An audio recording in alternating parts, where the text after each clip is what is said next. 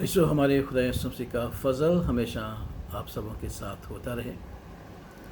ایسو 303 عیسوی صدی میں رومی شہنشاہ جس نے بائبل مقدس کی جلدوں کو چلانے کا حکم دیا وہ اس دنیا میں نہ رہا، لیکن خدا کا زندہ کلام دنیا میں قائم۔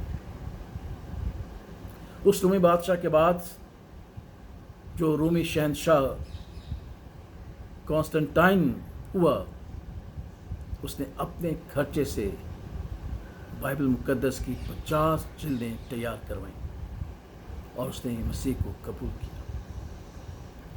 18ویں صدی میں فرانسیسی ایک مصنف، ایک تاریخ دان اور ایک فلاسفر والٹائر ہوا، جس کی باتوں کو لوگ پسند کرتے تھے اور اس نے بیان کیا کرتے تھے۔ اس نے پیشن گوئی کی کہ مسیحیت 100 سال کے اندر جاتی رہے گی، کوئی اس کا نام نہ لے گا، اور بائبل مقدس بھول جانے والی کتاب ہوگی اور اسے کوئی یاد نہ کرے گا۔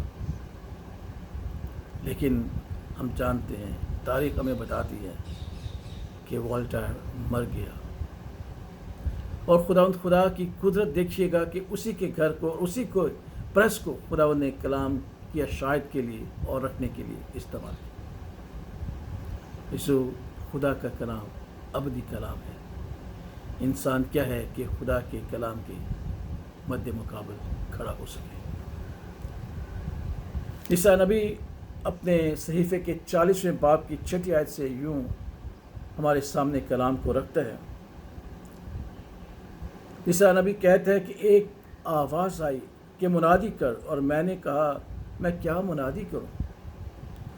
ہر بشر گھاس کی مانند ہے اور اس کی ساری رونق میدان کے پھول کی مانند۔ گھاس مرجھاتی ہے اور پھول کملاتا ہے، کیونکہ خداوند کی ہوا اس پر چلتی ہے۔ یقیناً لوگ گھاس ہیں، ہاں گھاس مرجھاتی ہے، پھول کملاتا ہے، پر ہمارے خدا کا کلام ابد تک قائم ہے۔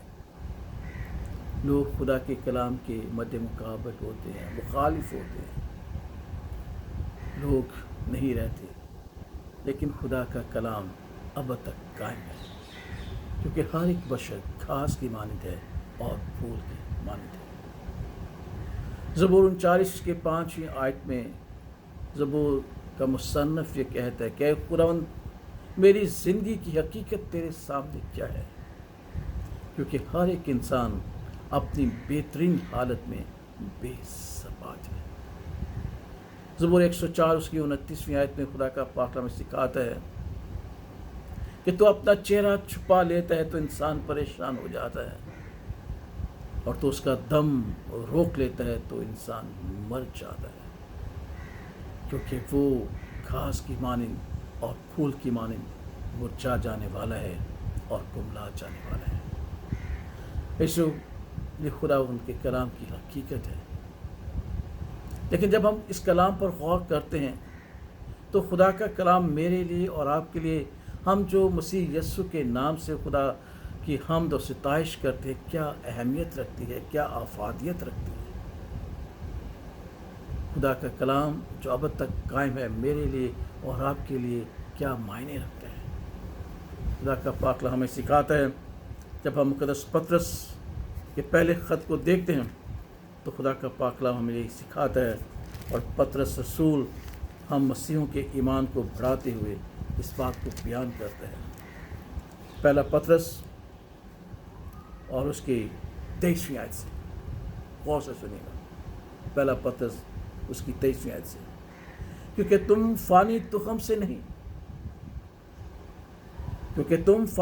سے نہیں بلکہ غیر فانی سے، خدا کے کلام کے وسیلہ سے جو زندہ اور قائم ہے، نئے سرے سے پیدا ہوئے۔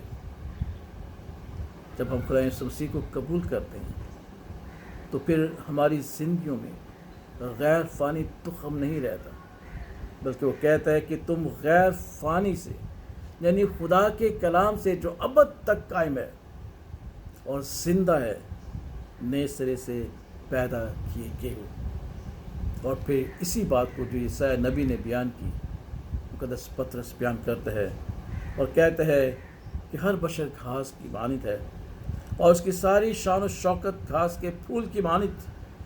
घास तो सूख जाती है और फूल गिर जाता है, लेकिन खुदा का कलाम अब तक कायम रहेगा।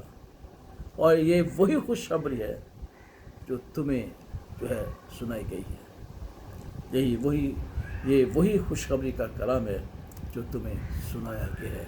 ये वही खुशखबरी है जो हमें सुनाई गई है कि बहैसियत इंसान हम फ़ानी तुख़म से पैदा होते हैं और हम घास की मानित हैं और मुरझा जाने वाले हैं, लेकिन खुदा ने अपने बेटे हमारे खुदा यीशु मसीह के वसीला से जो हम पर करम किया है वो ये है कि हम नए सिरे से पैदा हुए हैं, जो गैर फ़ानी तुख़म यानी खुदा के कलाम के वसीला से जो ज़िंदा और कायम रहने वाला है। ये है खुदा के कलाम की अहमियत जो मेरे लिए और आपके लिए। और जब हम खुदा के कलाम के वसीला से जो अब तक कायम है, ज़िंदा है, हम नए सिरे से पैदा होते हैं, तो खुदा का पाक हमें सिखाता है कि फिर हम ना खून से, ना गोश्त से, ना इंसानी इरादे से, बल्कि हम खुदा से पैदा हो जाते हैं। यूहन्ना की इंजील उसका पहला बाब और उसकी 13वीं आयत में है कि वो ना खून से, ना जिस्म की ख्वाहिश से, ना इंसान के इरादा से, बल्कि खुदा से पैदा होते हैं।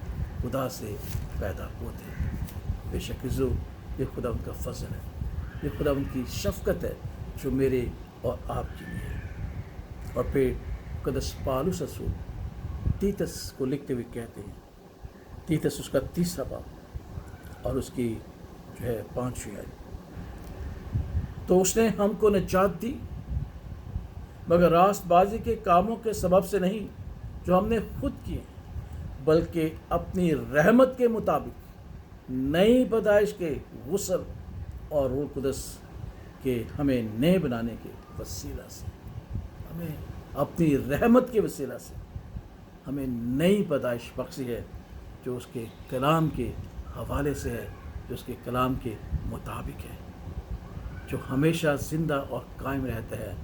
और उसी के तुख़्म के वसीला से खुदा ने हमें नए सिरे से पैदा किया है, ताकि हम खुदा यीशु मसीह में जब ज़िंदगी बसर करें तो ना हम घास की मानद मुरझा जाएं, ना फूल की तरह कुमला जाएं, बल्कि जिस तरह खुदावंद का कायम अब तक कायम है, हम खुदा यीशु मसीह में हमेशा कायम रहें। इसलिए हमारे खुदा यीशु मसीह ने कहा, मैं जीता हूँ, तुम भी जीते रहोगे।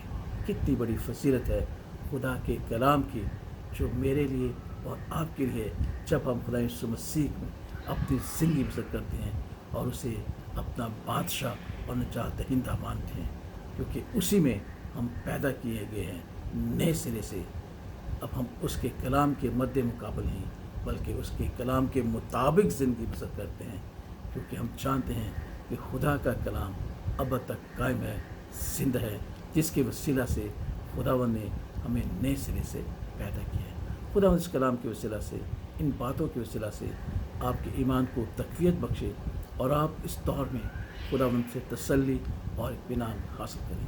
खुदावन की बरकत हमेशा आप सबों के साथ होती रहे। आइए हम खुदावन की सिखाई दुआ में शरीक हों, ताकि खुदावन इस वबा के दौर से हम सबों को निकाले और शिफा और तंदुरुस्ती और सलामती अनायत करे।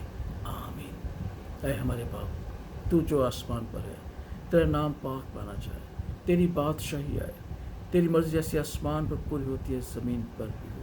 हमारी रोज़ की रोटी आज हमें दे, और जब अपने हम कर्जदारों को माफ़ करते हैं तो हमारे कर्ज से माफ़ कर, हमें आजमाइश में न पड़ने दे, बल्कि बुराई से बचा, क्योंकि बादशाह कुदरत और जलाल हमेशा तेरे हैं। आमीन। और अब हमारे खुदा यीशु मसीह का फजल, खुदा बाप की मोहब्बत और पाक रूह की रफ़ाक़त और शराकत अब से लेकर हमेशा से हमेशा तक हम सबों के साथ और कुल ईमानदारों के साथ अब्दुल्लाबाद होती रहे। आमीन। खुदा बाप, खुदा बेटे और खुदा रूह उसके नाम में। आमीन।